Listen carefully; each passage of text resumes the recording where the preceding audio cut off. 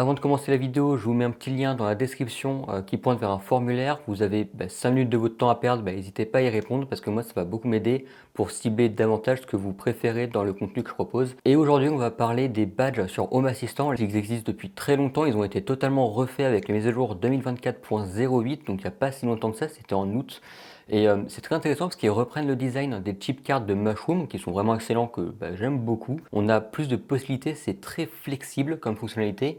Et c'est fonctionnel avec les anciens modèles de page, avec les nouveaux modèles de page. C'est compatible avec du Mushroom, donc on peut vraiment à peu près tout faire, et c'est ça qui est plutôt excellent. Donc c'est des petites informations qu'on retrouve en haut de page, et on va directement regarder sur mon dashboard, voir qu'est-ce que ça donne, et voir comment on en crée, et de choses simples jusqu'à des choses plus compliquées. Sur la quasi-totalité de mes pages, tout en haut j'ai des badges. Ici on peut voir un badge de la météo, si je suis en heure pleine ou en heure creuse. Quelques informations sur ma maison. On va détailler chaque usage petit à petit. Ici, je vais déjà vous montrer comment on crée un badge. En réalité, c'est plutôt simple. Il suffit de modifier son dashboard. Donc ici, bam, je le modifie. Sur le nouvel éditeur, ça se transforme en un petit bouton plus comme ça, comme ce qu'on a en bas avec les cartes classiques. Sauf que là, c'est tout en haut sous forme de badge. Donc ici, on peut choisir nos badges. Et cette fonctionnalité, elle est identique avec Lovelace. Donc Lovelace qui est l'ancien éditeur de page, de dashboard. Ici, je vais sur mon ancien dashboard.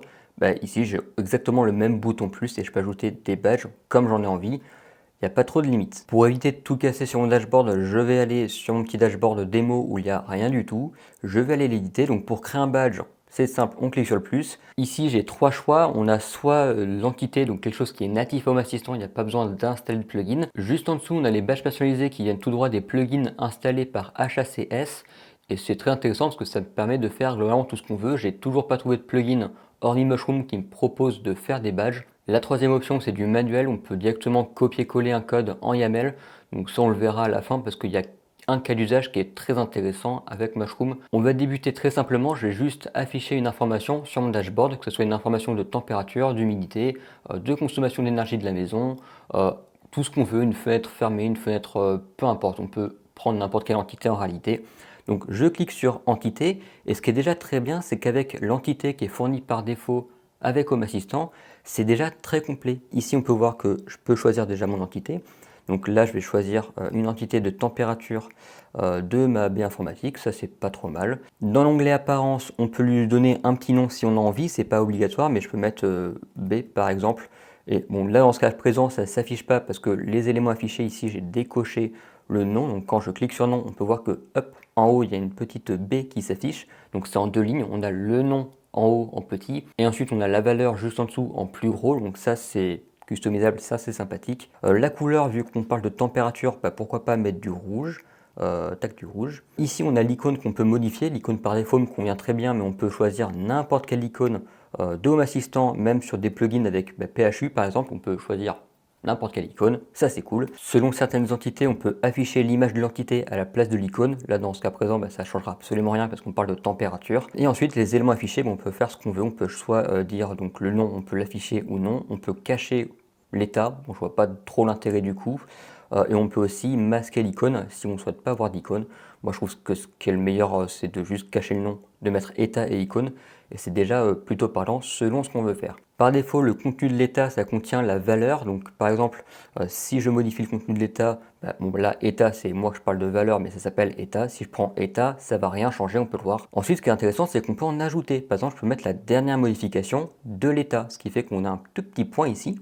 Et on a les deux informations qui se chevauchent. Si j'ai envie de ne pas mettre l'état, je ne mets pas l'état. D'ailleurs, on a un petit truc ici pour réagencer comme on souhaite, donc ça c'est chouette. C'est toujours pratique d'un point de vue ergonomique. Ensuite, dans les interactions, on a des choses par défaut. Donc quand je clique, ça met juste le plus d'infos, la chose basique de Home Assistant. Hop, je peux vous montrer ici. Je clique sur mon état, hop, j'ai plus d'informations sur mon état. Bon, ça c'est pas très intéressant, on peut faire plus de choses intéressantes. Quand je clique ici, on peut soit ne rien faire, ce que moi je fais dans la plupart des cas parce que je ne clique jamais sur mes badges. Les badges, ça me sert surtout à me donner des informations, pas à déclencher une action. Mais par exemple, si on affiche l'état d'une lumière, on peut lui dire de permuter l'état de la lumière, donc faire du on-off sur la lumière qui a été renseignée en tant qu'entité. On peut aussi naviguer entre les dashboards. Si je choisis par exemple naviguer, je peux choisir un dashboard qui fait que quand je vais appuyer sur le bouton, ça me redirige vers un dashboard. Ça c'est plutôt pratique si vous avez des dashboards muraux ou des dashboards mobiles. C'est une fonction que j'aime beaucoup. Mais sinon, moi, dans la plupart des cas, ce que je fais, c'est que je mets ne rien faire et je laisse tel quel. Et voilà notre premier badge. C'est pas plus compliqué que ça. Ce qui est intéressant, c'est que on peut les réagencer un peu comme on veut. Donc ici, je peux juste, par exemple, hop, le copier, enfin, je vais même le dupliquer. Tac, je vais le dupliquer, enregistrer. Hop, là j'en ai deux. Et je peux très facilement les réarranger en le prenant et hop, je glisse à gauche, à droite, je peux le réarranger comme je veux et ça, c'est très pratique. La fonctionnalité qui est très intéressante avec les badges, c'est qu'on peut leur dire de s'afficher selon un état d'une autre entité. On peut faire beaucoup de choses, je vais vous le montrer en direct parce que ce sera plus simple. Donc je modifie mon entité. Cette fonctionnalité, elle se configure par badge, ce qui me permet de faire vraiment ce que je veux avec mon dashboard et ça c'est chouette et ça c'est natif à Home Assistant.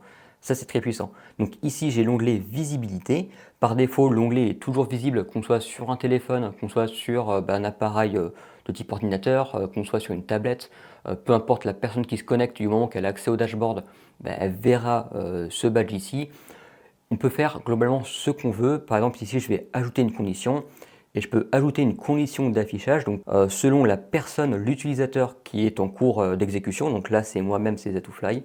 Donc quand je clique sur utilisateur, je peux dire que seul mon compte à moi a accès à la visualisation de ce badge. Tous les autres, s'ils se connectent sur cette page là, s'ils sont connectés avec leur utilisateur, ils ne le verront pas. Si ça vous parle, on peut faire du semblant de responsive d'un dashboard. Donc par exemple, je peux ajouter une condition de l'écran. Donc là, est-ce qu'on est sur un téléphone? Donc par exemple, si je clique sur téléphone ici, dans cet exemple-là, le badge va s'afficher uniquement si je suis sur mon téléphone. Si je suis sur tout autre appareil, le badge va tout simplement pas s'afficher. Donc ça, c'est très puissant. On peut bien sûr enregistrer. Je clique sur terminer. On peut voir que là, je suis sur mon dashboard sur mon PC. Donc le badge ne s'affiche pas, mais si j'étais sur mobile, le badge il va s'afficher. Donc ça, c'est plutôt cool si vous voulez faire un dashboard pour à la fois du desktop et à la fois pour mobile. Même si, comme on l'a vu dans la vidéo dédiée sur mes dashboards, c'est pas quelque chose que je conseille parce que c'est pas pratique à gérer au quotidien. Mais c'est pas tout, on peut faire encore mieux. Hop, je vais supprimer ça. On peut ajouter des conditions selon l'état d'entité, donc un état numérique d'entité ou l'état d'une entité tout court. On peut aussi faire des conditions logiques, donc combiner plusieurs conditions à la fois ou seulement une condition ou une autre condition. Et ça, c'est vraiment un gros point positif des nouveaux dashboards de Home Assistant. Par exemple ici, j'ai un exemple très concret dans mon dashboard par défaut. Si je modifie mon dashboard, on peut voir qu'il y a des petits icônes qui s'ajoutent en plus parce que c'est des icônes qui sont cachées par défaut et selon une certaine condition, ils vont s'afficher. L'exemple ultime selon moi, c'est les badges, je les utilise pour faire des alertes s'il y a des soucis dans ma domotique. Par exemple, j'ai un déshumidificateur, donc quand le réservoir d'eau du déshumidificateur est plein, il faut que je sois alerté pour que je puisse le vider. Donc je me suis conçu un badge pour ça, donc je vais le modifier. J'ai des configurations un peu spécifiques, mais ça on va en parler un tout petit peu plus tard. Mais si je regarde dans visibilité, on peut voir que si l'état de l'entité déshumidificateur Tankful elle est égale à problème, problème ça veut dire que le réservoir il est plein, ça va afficher mon badge, ce qui me permet d'avoir une alerte visuelle sur mon dashboard. Et ça, c'est un des cas d'usage qui est vraiment très intéressant. Et grosso modo, j'ai à peu près la même chose à gauche avec un petit éclair ici. Ça, c'est le nombre d'éclairs qui sont tombés autour de mon logement. Donc ça, c'est pareil, je le fais avec la visibilité. S'il y a plus de un éclair qui est tombé, ça m'affiche le badge.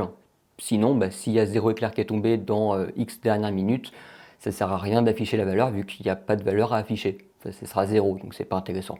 Donc je la cache. Donc ça c'est très cool, ça permet de minifier un peu tous les badges. Si vous en avez beaucoup, faire des conditions d'affichage, c'est une bonne méthode pour compacter un peu tout ça, que ce soit un peu plus lisible, qu'il n'y ait pas des données qui ne servent à rien. Ensuite, on a les badges personnalisés que je vais vous montrer rapidement parce que c'est intéressant, les badges Mushroom. Donc je clique sur Mushroom et ici, si on connaît un peu comment fonctionne Home Assistant, les dashboards, on peut customiser beaucoup plus de choses que nativement avec ce qui est proposé par Home Assistant. Donc là, je peux choisir une entité de type Weather, on s'en fiche. Je peux customiser mon icône, je peux mettre une couleur, par exemple si j'ai envie de mettre yellow, je mets du yellow.